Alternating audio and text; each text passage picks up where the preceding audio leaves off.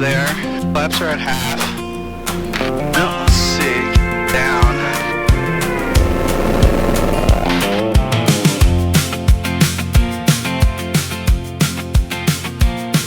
I lift off over Flagstaff, snow on the San Francisco peaks. My wheels leave the runway, and the whole world drops beneath. Juniper in the basin, red dust on the canyon rim. I'm tracing the afternoon with you riding next to him. And the radio crackles through the thin blue air. We'll climb up to 8,500 feet. Mile by mile I can feel you there. Flying my plane over northern Arizona. Flying my plane past the redstone shoulders. Hold me up, hold me Throttle back a little bit. Cruise here. Flying my plane.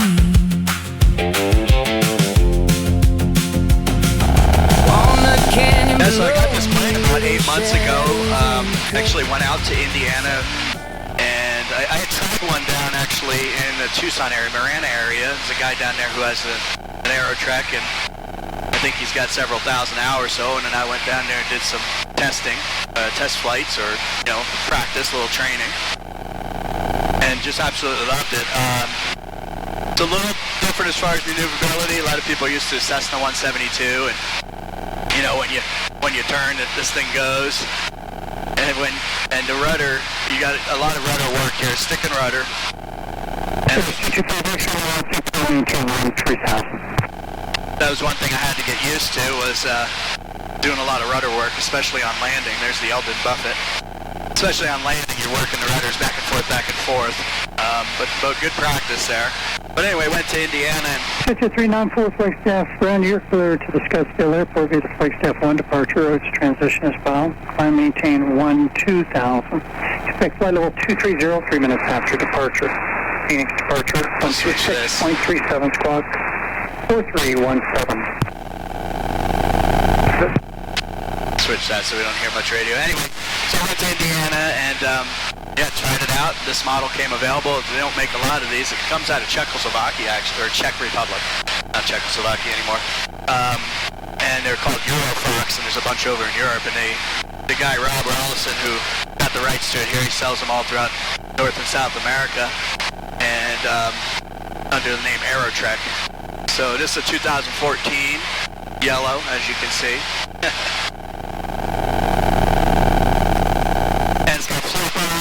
So real good control, real short field, as you can tell by that takeoff we had. With an 8-mile-an-hour headwind, I was rolling in just a couple hundred feet. Light though, so the winds definitely take you.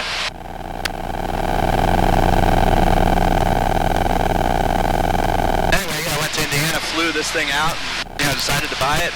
Did the inspection and flew out with CFI named Alan. Good guy. He has quite a few hours on the AeroTrek. He has one himself. And then got back to Flag and been flying it here for about 8 months.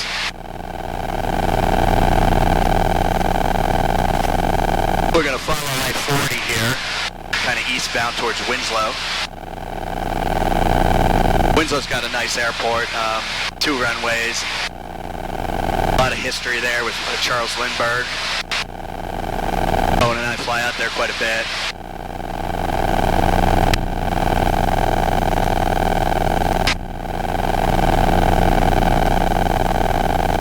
So when I decided this was the plane, I mentioned to some people, and I go, this is a light sport, so you can't do that in Flagstaff, you can't do that in Arizona. Flagstaff, Arizona's very mountainous, a lot of canyons. We fly a lot of those mountains. We're zipping over canyons, and it's a lot of high elevation, high altitude flying. Flagstaff 7,015 feet. One of the more challenging airports. Sedona would probably be even further up that list as far as challenging, and then Payson. So we got some really challenging airports with all kinds of weird things with the winds, which I think we'll see when we come in for landing in a little bit, even on this so-called calm day. But I had a lot of people, they're like, oh, you can't fly that here. You can't fly that in Arizona. I was like, nah, I tried it out. I tested it out. It performs pretty good. You know, I was used to Cessna 172s and a high density altitude day. So in Flagstaff, you can easily, we probably just took off as probably about 8,000 foot density altitude, meaning the plane thinks and performs like it's at 8,000 feet already, even though we're only at 7,015 feet. So less power, less ability to climb. So I've flown 172s mostly out of Flagstaff, and you know, you're climbing 200 feet a minute, and the runway's coming, the end of the runway's coming up on you pretty quick. That gets a little nerve-wracking. This thing we're usually off about 300 feet, and we're close to pattern altitude, 3/4 the way down the runway. So very good climb. I mean, we'll climb at 9,000 foot density altitude, still climb 600 feet a minute. Down in Cottonwood, which I think is about 3,500 feet. We fly Cottonwood quite a bit. Nice airport, beautiful Verde Valley, and you know, we're climbing at 1,000, 1,200 feet a minute easy on a you know, warmer day.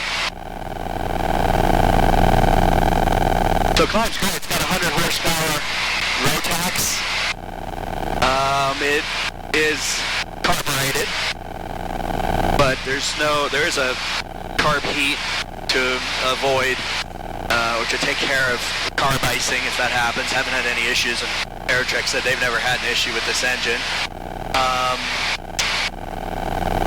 But the thing that I really like that confuse a lot of people, because it is carbureted, and is where's the mixture? There's no mixture control. It does it electronically, which is really nice. It's one less thing to think about and worry about, and so no mixture control on these engines or on this plane.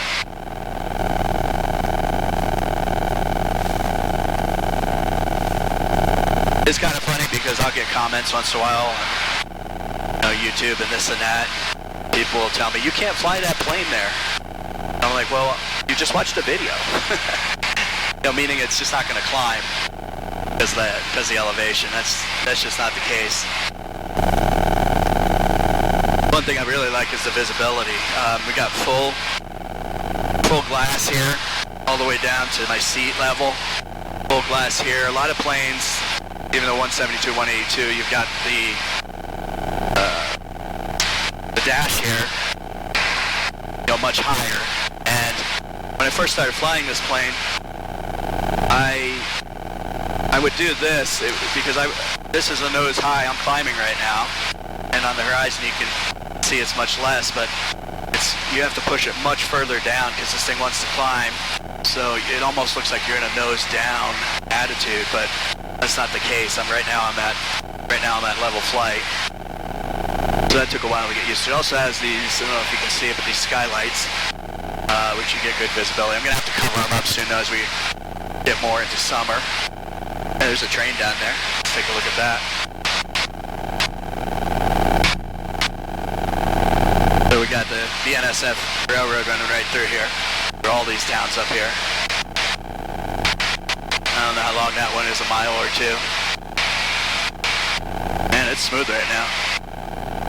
So yeah, basic instruments here. I wanted a plane that was basic stick and rudder, and not a lot of complications up here on the panel.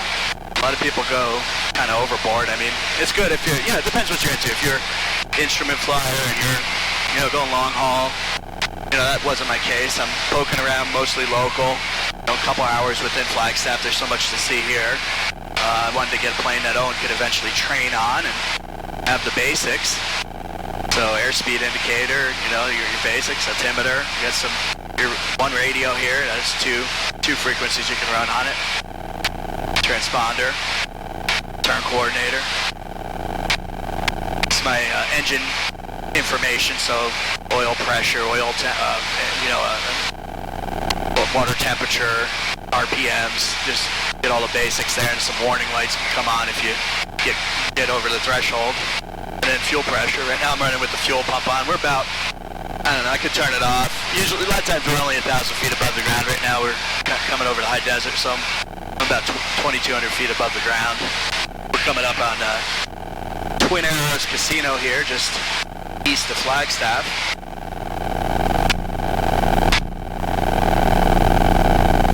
And then the iPad's the centerpiece.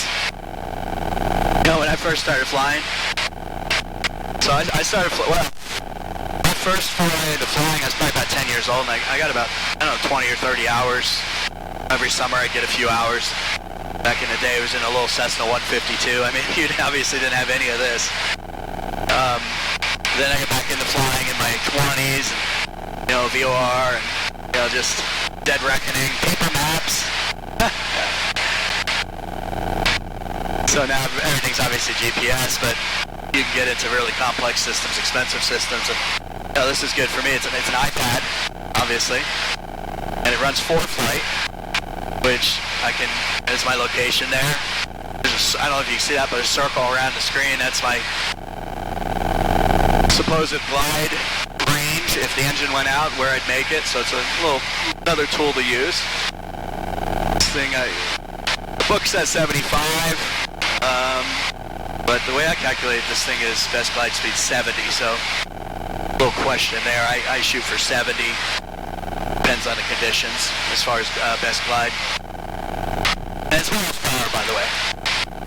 For some reason they went with miles per hour with this instead of knots. Maybe we'll swing up over here by Meteor Crater. Have a little mint break.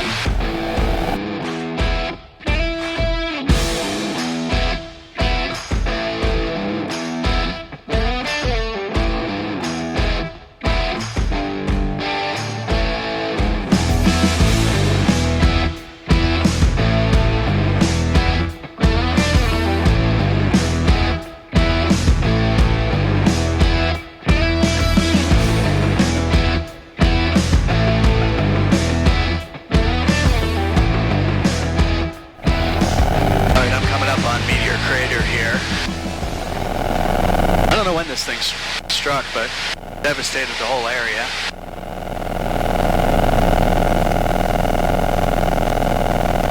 It's maybe 30 minutes drive from my house. I mean, this is kind of a place that a lot of kids go to for their school trip. I'll kind of point down here a little bit, catch a glimpse. I can feel you there. Flying my plane over northern Arizona. Flying my plane past the redstone shoulders. Hold me up, hold me steady. Flying my plane, flying my plane.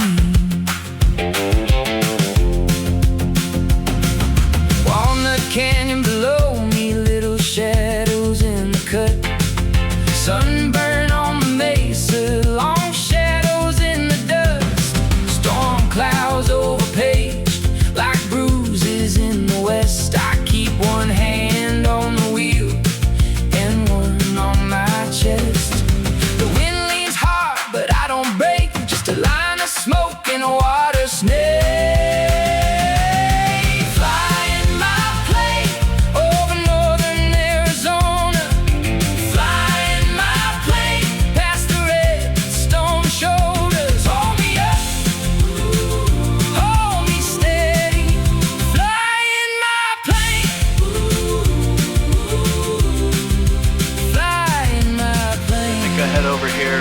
Back up on the rim where it rises up from Birdie Valley to all the Muggy on rim out there.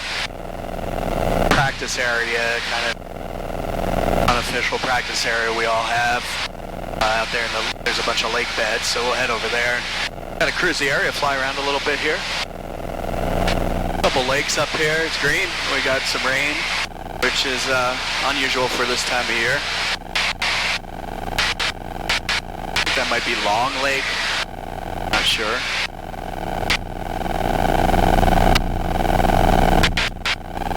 Coming up on Lake Kinnikinick Alright, if the winds are going to hold out on us, I'm going to take it down here. This is kind of our practice area.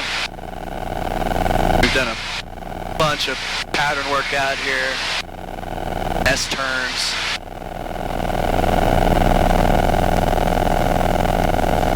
Turns around a point.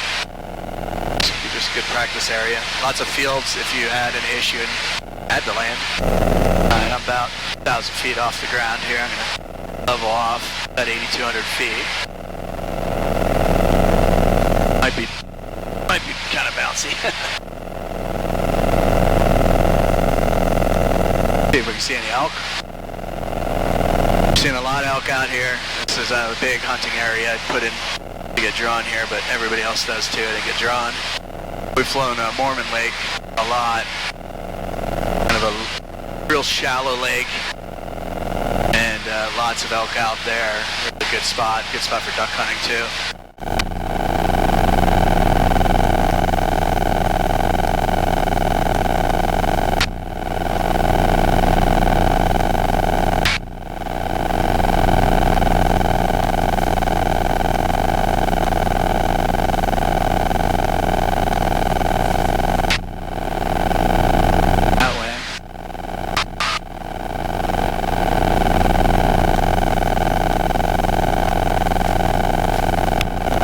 Flagstaff Tower, AeroTrek 90961, about 10 miles to the east over Lake Mary, inbound for landing with Papa.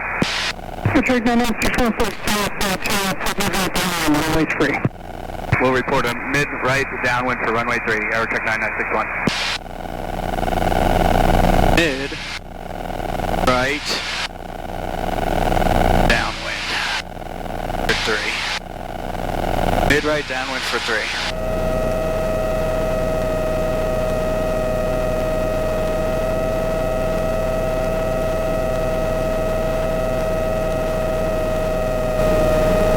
Flagstaff Tower, AeroTrek 9961, entering the right downwind for 3.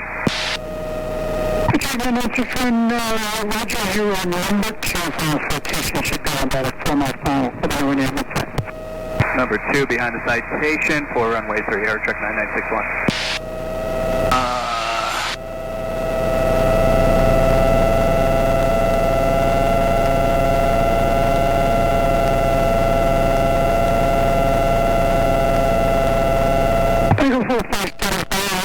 Taxi Alpha.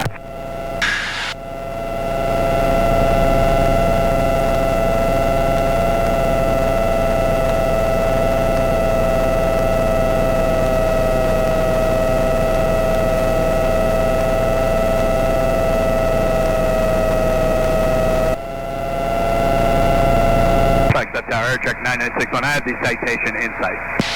AeroTrek 99961, number 2 and runway 3, clear to land, wind 030 at Manor. Clear to land number 2 on runway 3, AeroTrek 9961.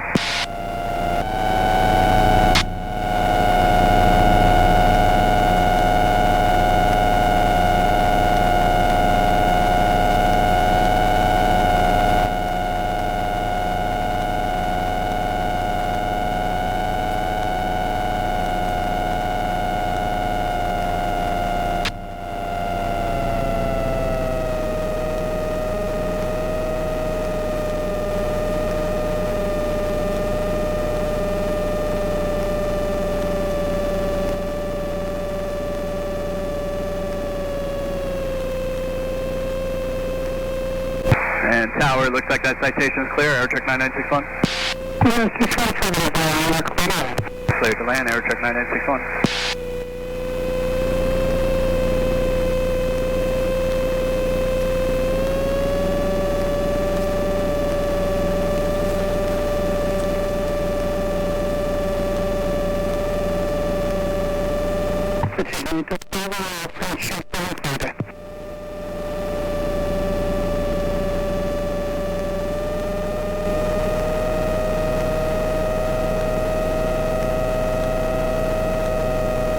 Okay, coming in with more power here because it is rocky. Looks like wind's right down the runway at least. So I'm gonna kind of power it in a little.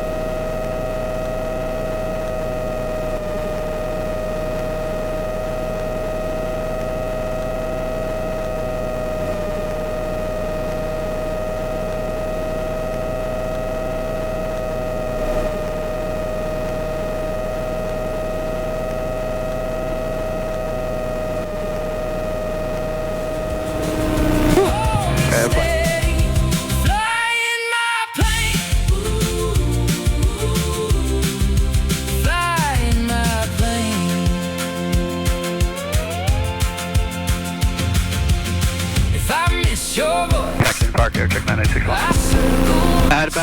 Had about a 10-mile-an-hour headwind there landing. A little bit of a crosswind, but not too bad. This plane's so light that it just starts floating up, and you just gotta be patient. It's hard to be patient. But not too bad of a day. A little windier than they said, of course. I always figured double, whatever they say, because they were saying it was gonna be 6 miles an hour most of the morning, so I figure better plan for 12. Because the weather here is unpredictable, would be an understatement.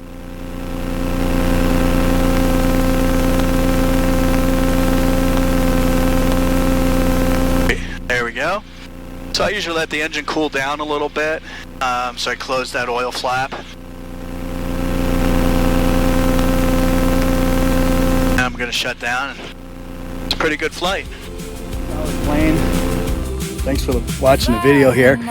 If you like what you see, I try to get a video up every week or two. And flying around northern Arizona, all the scenery, go ahead and like and share and subscribe to the channel, and I really appreciate it. We'll see you back up there soon.